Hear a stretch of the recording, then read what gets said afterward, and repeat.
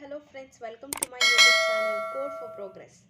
So today I am here to explain you all about what is programming and how this programming came into existence. So first let us learn the introduction to programming. Do you all know when this machine came into existence? Yes, in 1940s machine came into existence. So and these machines are formed of microprocessor. In 1940s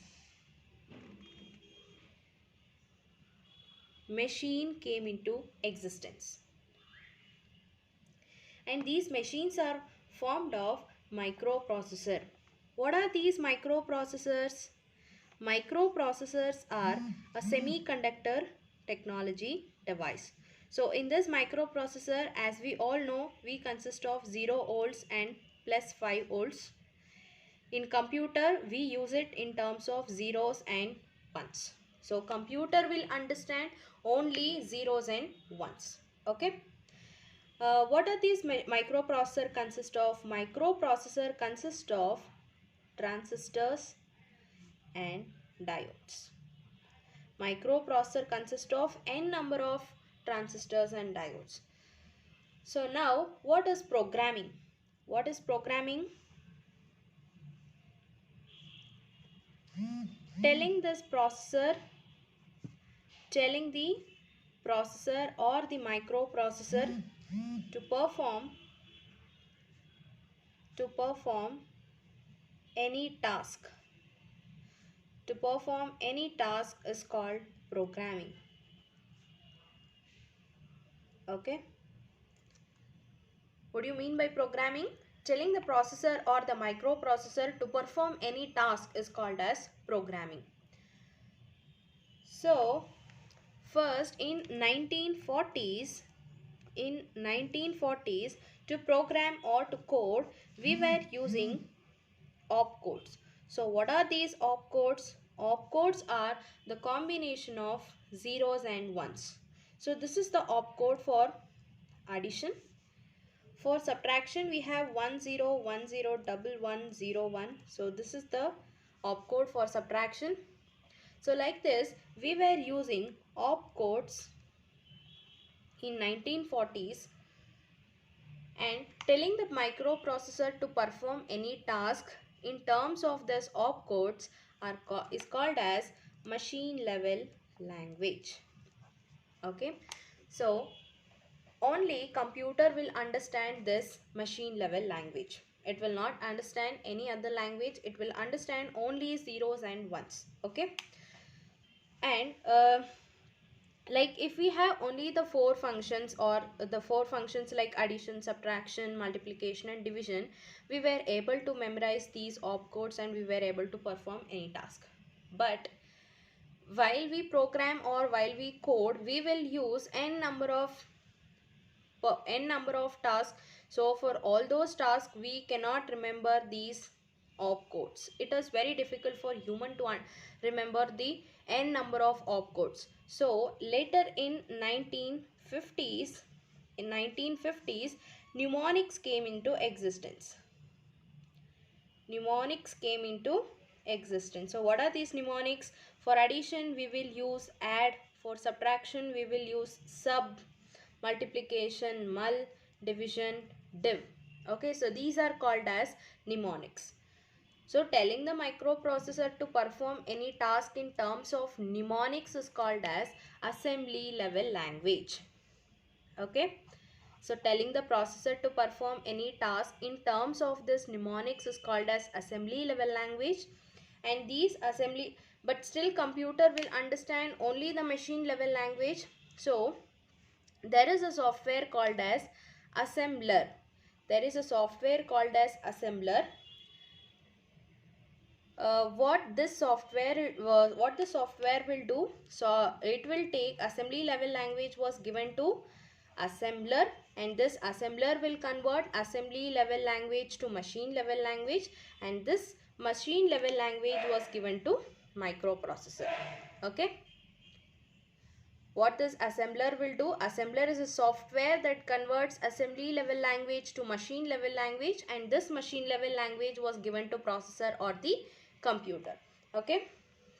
Next, in 1960s, in 1960s, symbols came into existence. So for addition it is plus, for subtraction minus, multiplication division. So these are called as symbols. Okay. So these symbols came into existence in 1960s. So but still computer will understand only the machine level language. So to convert, no, first telling the processor to perform any task in terms of symbols is called as high level language. Okay.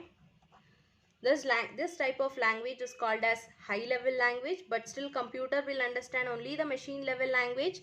So to convert this high level language to machine level language, there is a software called as compiler. What this compiler will do?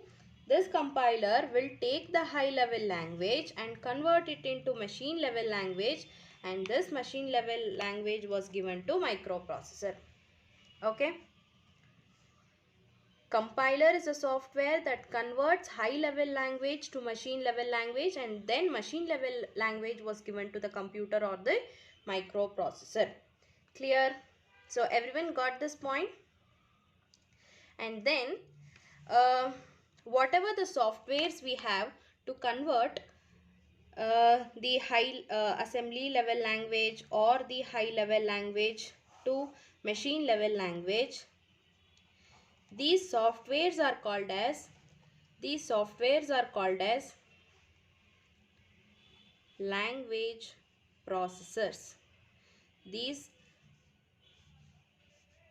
softwares are called as language processors. So what are the softwares we have? Assemblers, compiler, interpreter.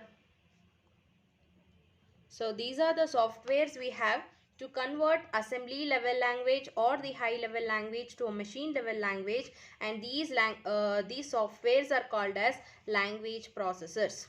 Okay. So everyone got the point till here? So everyone clear with the point? So next we will start uh, how this programming languages got evolved and how Java came into existence. Okay. Okay. So now let us see how this programming languages got evolved. So let's have a table for this. Year,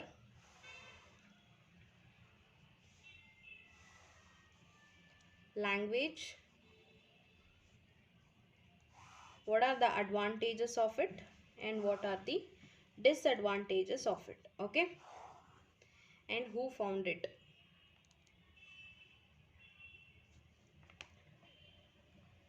Okay. So in 1957, John Backus invented a programming language called as Fortran formula translation. Fortran formula translation. So this was the programming language in 1957. What is the advantage of it? Means it is a high level language. Okay. Advantage of it is high level language. What is the disadvantage of it? So it has less operations and unstructured. So what is the disadvantage of it? It has less operations and it has an unstructured style of coding. Okay. So this was the disadvantage of it. And later in 1959, after John Backus, Grace Hopper, he founded a programming language called as COBOL. COBOL in the sense Common Business Oriented Language. COBOL was programming language which was invented by Grasshopper. It is called as Common Business Oriented Language. What are the advantages of it? High level language, and it also has more operations. Compared to Fortran formula translation, it has more operations. Okay, and what is the disadvantage of it? Even it is unstructured style of coding language. Okay, next, so after COBOL in 1962, in 1962, Martin Richards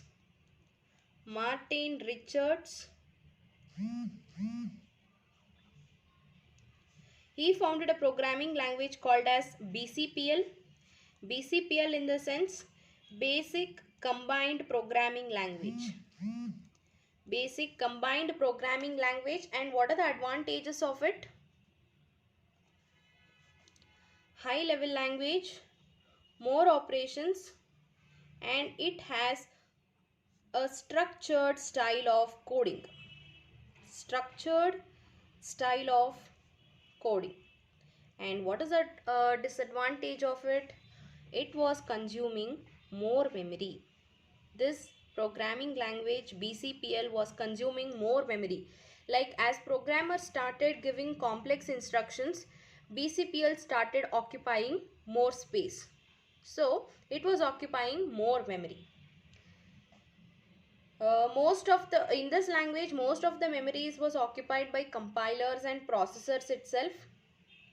And in 1962, the memories was at the range of only kilobytes, KB. Okay. So next, to overcome this disadvantage in 1969, Ken Thompson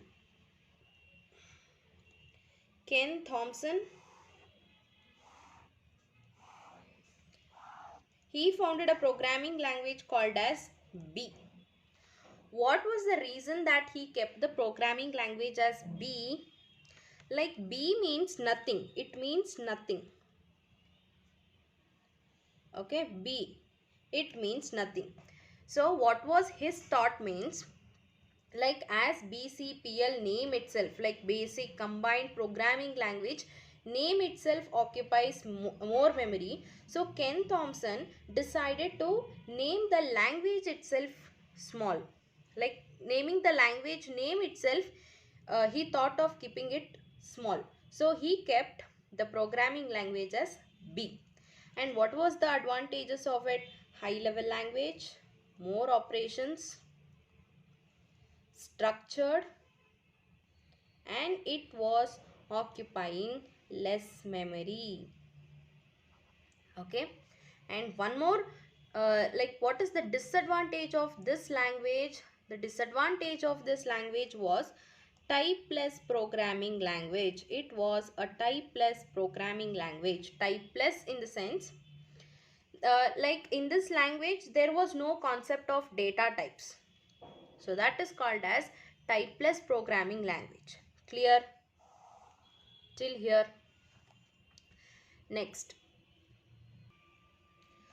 Okay, next, to overcome this typeless programming language in 1972, Dennis Ritchie,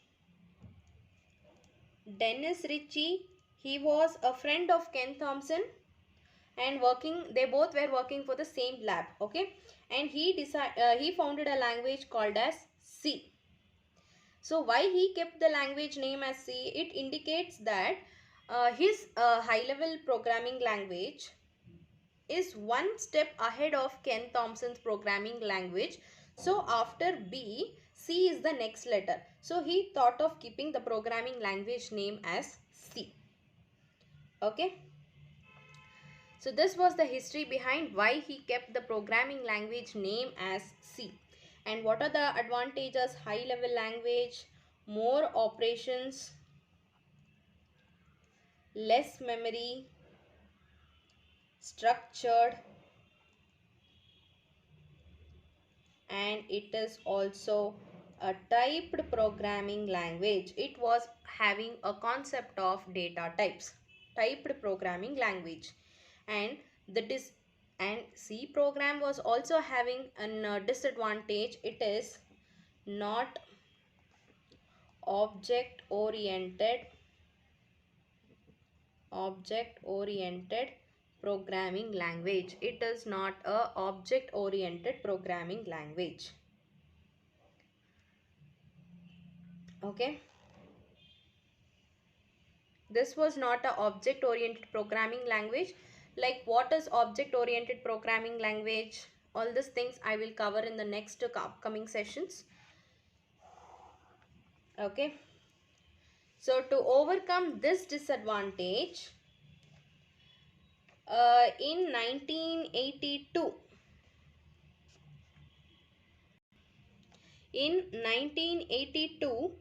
B. John Strandstrange invented a programming language called as C++. So why he kept the name as C++? It indicates that increment, like plus plus we will use in programming as increment. So it indicates that increment, like one step ahead of Dennis Ritchie, like one step ahead of C programming language. So he kept a programming language as C++.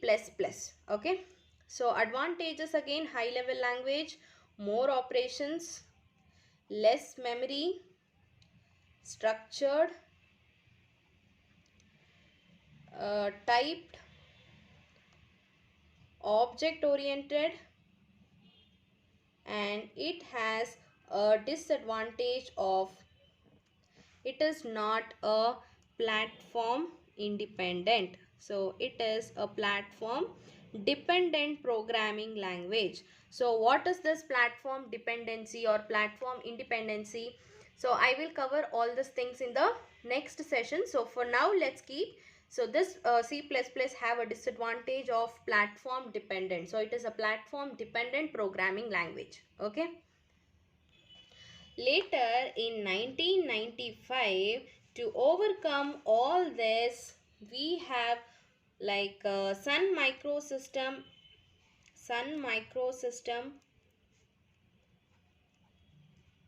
has a team of 11 members. They were working for a green project.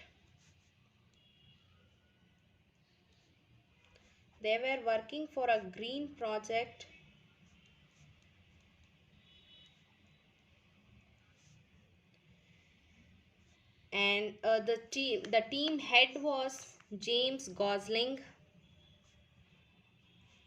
He founded this programming language, which is called as Java. Okay. So this was the programming language which was found to overcome all these disadvantages, like it is high level, more operations, less memory, typed programming language, object oriented, and also it is a platform independent programming language. It was a platform independent programming language. Clear? Okay, so let us see why this name Java came to the programming language. There were two engineers.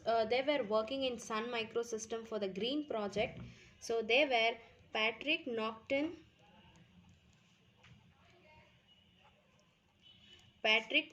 and James Gosling. So these were the two scientists who were working for the green project, and they were working for the programming language which is useful for everyday household appliances.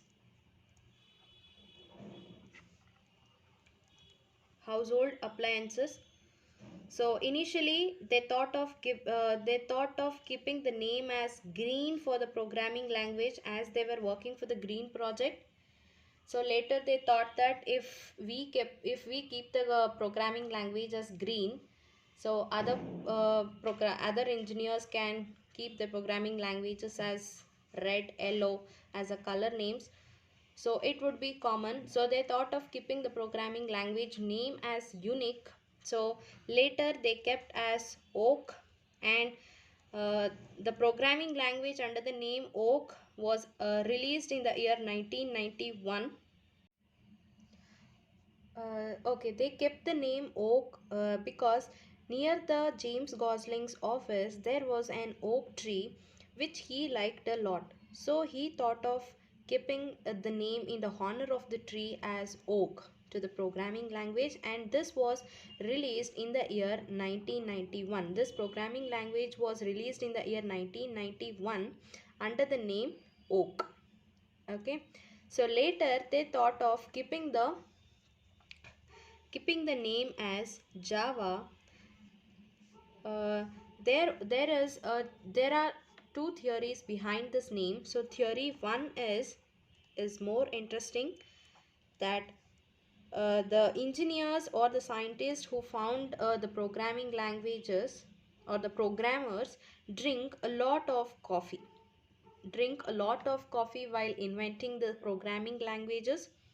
So they thought of keeping the name in the honor of the Java coffee bean. So this Java coffee bean is from Indonesian island, Indonesian island called Java. So they thought of keeping the name as Java. And also this Java green, like they were working for the green project, and Java was initially founded to use for the household appliances, and the coffee machine was also an household appliances. So uh, they thought there is a connection between those two, and they kept the name as Java. So in May May 23, 1995, the programming language, or the Java programming language, was officially released. Okay, so now in 2009, in 2009 Sun Microsystems in 2009 Sun Microsystems was acquired by Oracle Corporation. So for now Oracle owns Java. Oracle owns Java. Okay, so this is all about how Java came into existence and how the name Java came to the programming language. So if you have any doubts still here, please put all your doubts in the comment section, and I'll try to answer all your queries. And thank you so much for watching my video.